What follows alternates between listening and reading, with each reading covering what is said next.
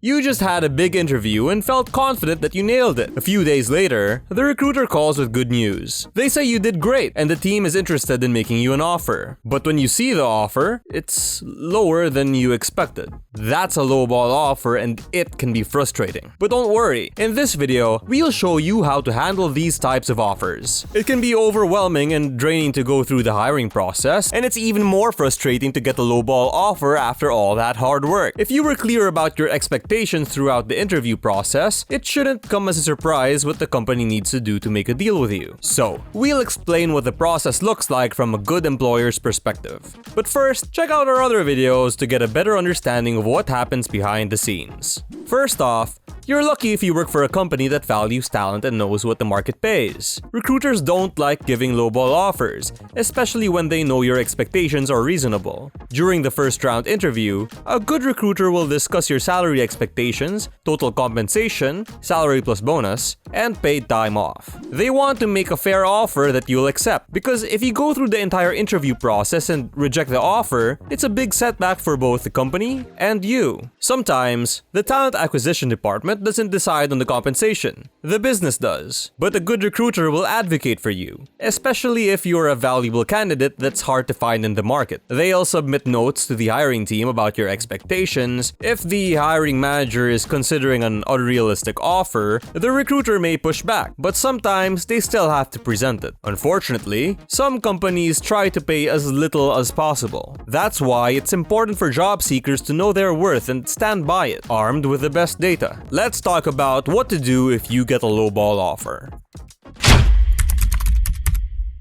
First things first, it's important to know your worth. Keep in mind that staying in the same job or role for more than 5 to 7 years can decrease your pay over time, especially if you're an individual contributor. In the beginning of your career, your skills may be valued higher and you'll see a steady increase in pay. But eventually, you'll reach a point of diminishing returns where you won't see the same pay increases for staying in the same role for 15 to 25 years. The more unique and in-demand your skill set is, the higher you can expect to be paid, especially for software developers. Remember to also take geography into consideration. For example, someone working in San Francisco will likely be paid differently than someone working in Iowa.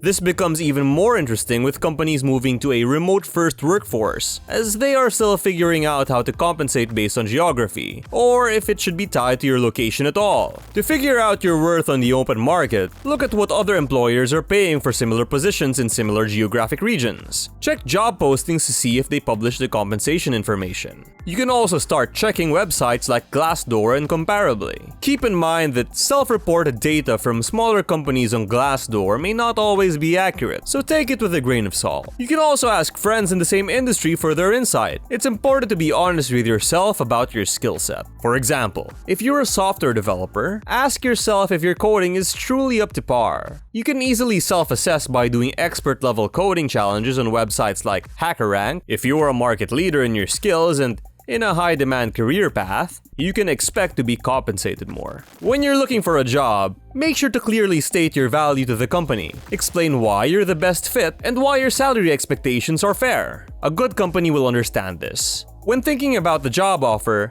consider the benefits they offer like vacation time and paid time off. If they offer things like equity or remote work, put a value on each one and decide if it's worth it for you. Be firm when they ask about your salary expectations, but be prepared to walk away if the offer is too low. Low-quality employers tend to be that way for a reason. As much as possible, don't take any job just because you need one, because then you'll keep updating your resume and applying for more jobs. This will weaken your resume and take you off course. It might also show the company's culture and what you can expect in the future. Like at raise time when you're up for a promotion. Make sure to know your worth and stand firm. So, here's a rundown on what to do when you get a lowball offer. First, you need to know your worth.